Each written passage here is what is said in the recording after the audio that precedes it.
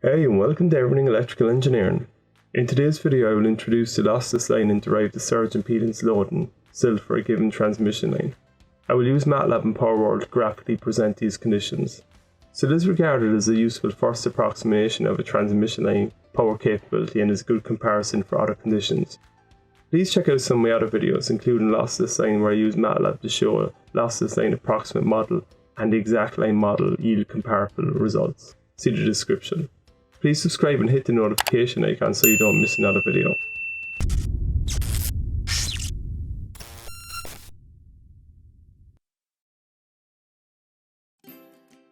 In a previous video for long transmission lines, I outlined the following equation and calculated the exact ABCD parameters. However, as the transmission lines are designed to have very little losses, thus we can neglect with little error, and much more simplistic hand calculations can be obtained.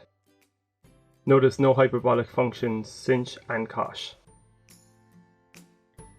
For a lossless or loss-free line, R is equal to G and G is equal to 0. For a lossless line, the surge impedance is a function of the inductance and capacitance and is independent of the line length. The surge impedance is purely resistive and has no reactive component. Therefore, QS is equal to QR, which is equal to 0. In this video, we'll focus on the surge impedance loading SIL. Surge impedance loading may be defined as the power delivered by a line to a purely resistive load equal to its surge impedance. The real power flow along a lossless line as SIL remains constant. The imaginary part is 0. For this example, the inductance L is equal to 0.96 10 to the power of minus 3, and the capacitance C is equal to 0.0119 10 to the power of minus 6. VR is equal to 500 kV line to line.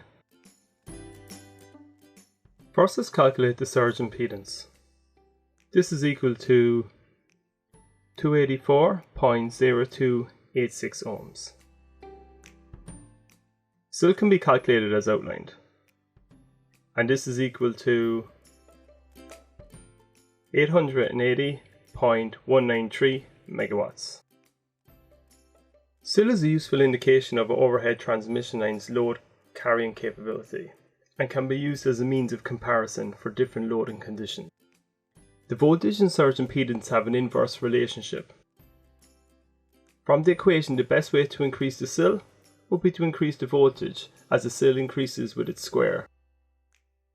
This inverse relationship can be observed from the table. Reference EPRI 2005. Increasing the voltage is expensive.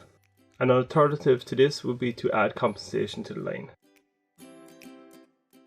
For loads significantly above SIL, shunt capacitance may be required, or for lightly loaded lines, inductors may be needed to minimize the respective volt drop and rise.